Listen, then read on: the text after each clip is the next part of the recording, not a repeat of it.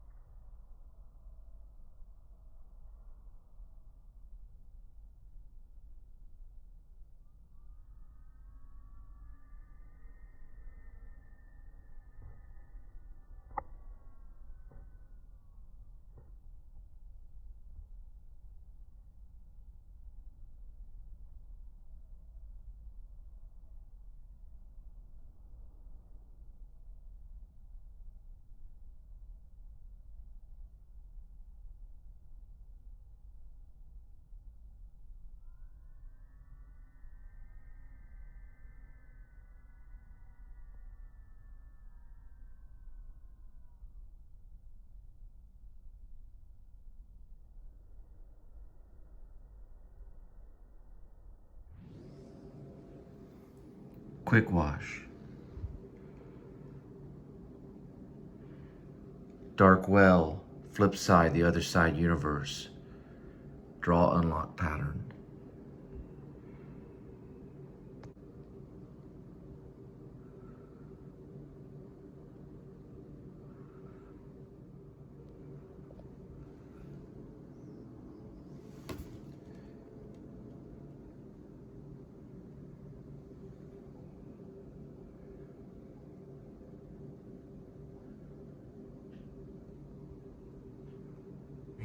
Those intangibles, locker room stuff than this year's Mavs. But how in the conversations that... Well, it's June 6th. It's gonna be a quick work vlog today. I'll see what I can post.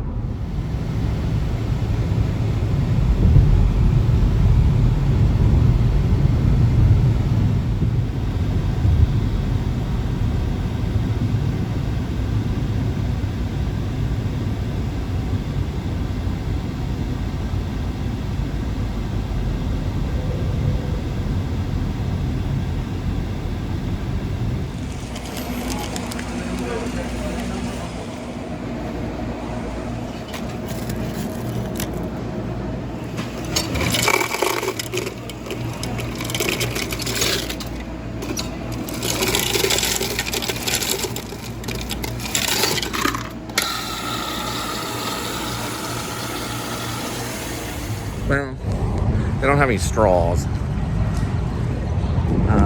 but I got backup. So, anyway.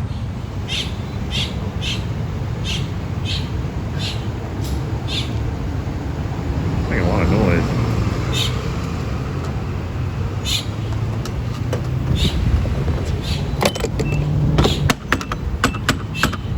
$4.65, my goodness.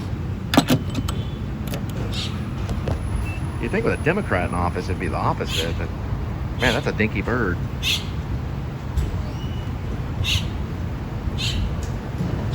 It'll probably be okay here.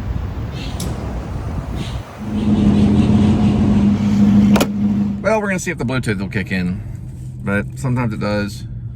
I found a way it did not. You hit the AV off, then it doesn't kick in. I figured that out. See? So it'll connect without disturbing the phone if you have AV off on. Cool Ranch today. Mom said to watch the chewing. And we got ourselves one of these guys, which I always give myself one of these.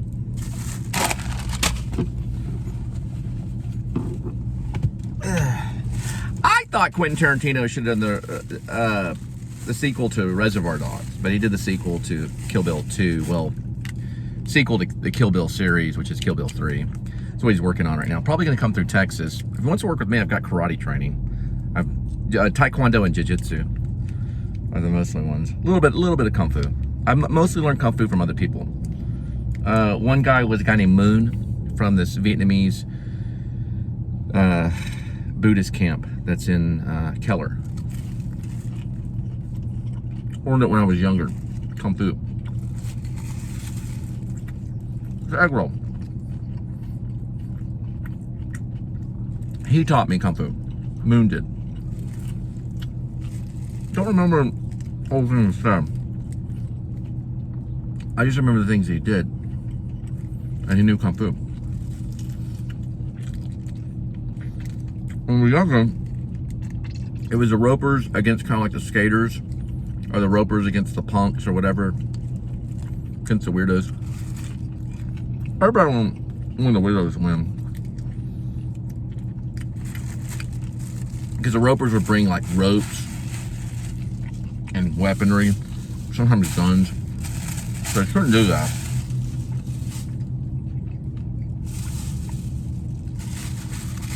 Well, they would say they had guns, but they didn't really.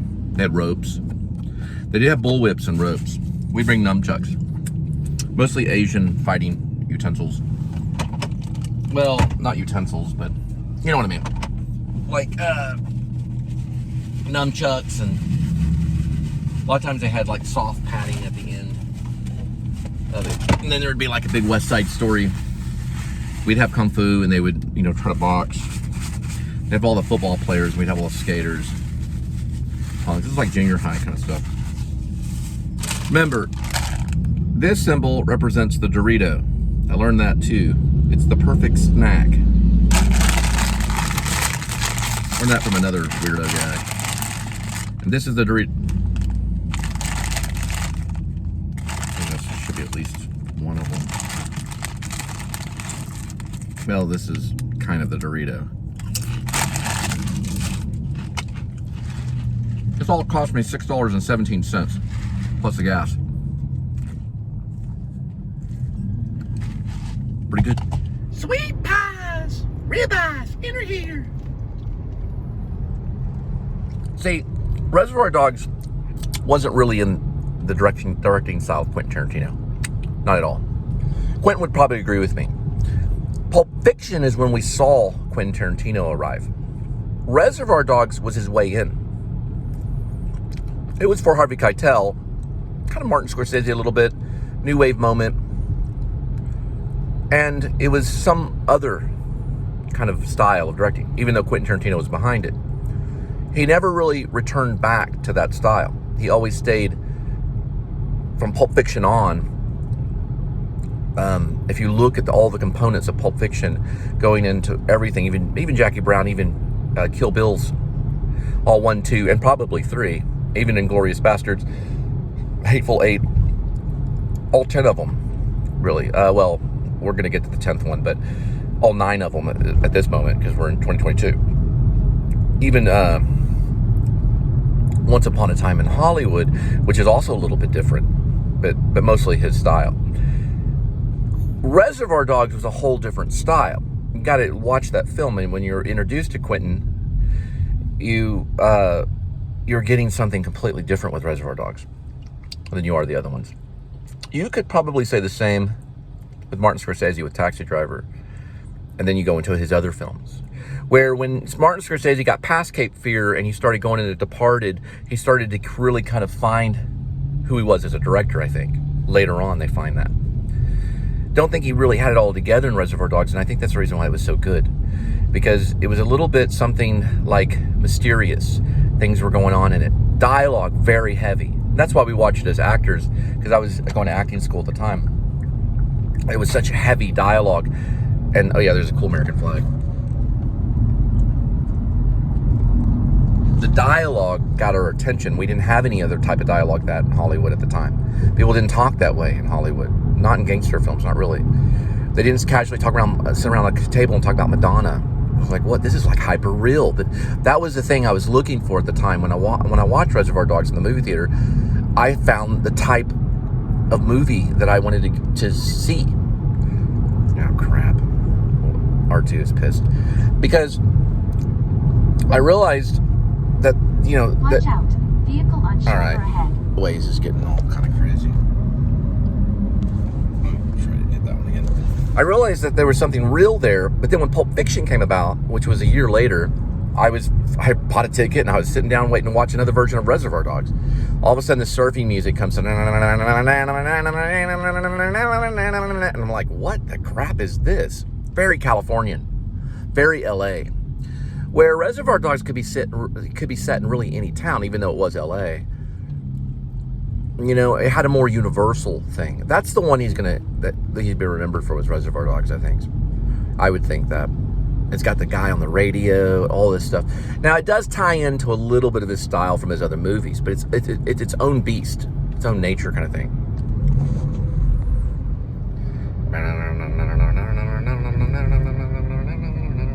Missed the turn.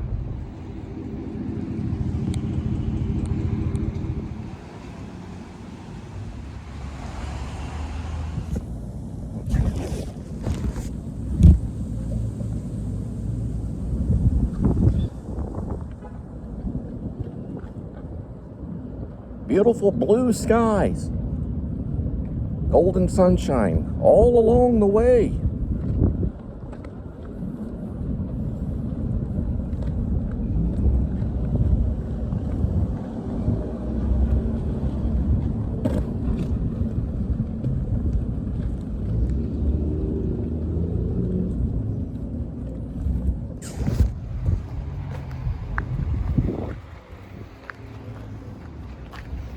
Still trying to find it. They said it was some. Oh, there it is. Wait, no, that's not it.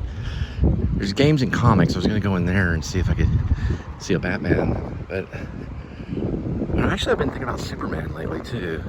His real name is real weird. It's like Kal-El. Kal-El. He's actually from Smallville. He's a little older than Batman, but they're both from the same DC. So I can't see it anywhere. They said it was somewhere around.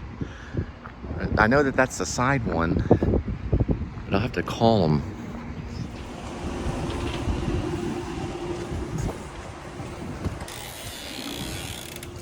How's it going? Do you know where a Thai place is around here? The Thai place? Yeah. Yeah, actually right around the corner there. Oh, so Batman and Superman did team up. Mm-hmm. I was thinking about that the other night. Yeah, they're actually partners in partnership on DC. Yeah, I asked them about Batman and Superman. They said they did team up. So it's something that I didn't know about. I didn't know they teamed up. But yeah, Batman and Superman teamed up. Now, they did have them fighting. Ben Affleck got a part of it. He was like beating the crap out of Superman. But it'd be cool to see them team up on a real gig. You know, just to do some real stuff, you know. It's on the other side.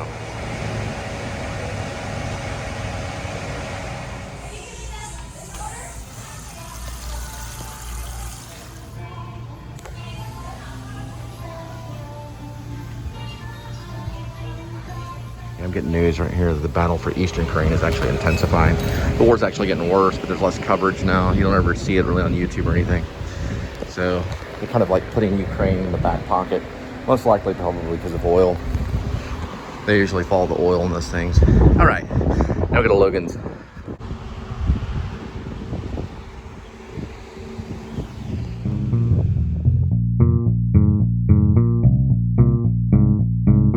So what makes a complete sentence? Well, you have to have an actor, which is a subject. The actor has to act, which is the predicate. And you have to have thought. That's what a complete sentence is. So don't forget it. So to make a complete sentence, you have to have the subject. You have to have the predicate. And then you have to have the complete thought. 3 things to make a complete sentence. So you can start with the subject.